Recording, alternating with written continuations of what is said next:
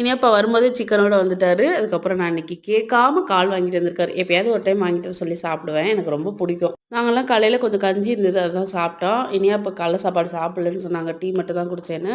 அதனால கொஞ்சம் கொய்யாப்பழம் வாங்கியிருந்ததா, அத கொஞ்சம் எடுத்து மிளகாத்தூளு, உப்புலாம் போட்டு கட் பண்ணி போட்டு குடுத்தேன். முன்னாடிலாம் இந்த உப்பு, மிளகாத்தூள்லாம் போட்டு கொய்யாக்கா சாப்பிடுறதுக்கு எனக்கு சுத்தமா பிடிக்காது. வீடியோல பார்த்தா கூட என்னது கொய்யாப்பழமே இனிப்பா இருக்கும். அதில போயிட்டு உப்பு, மிளகாத்தூள்லாம் போட்டு சாப்பிடுறாங்களேன்னு நெனைப்பேன்.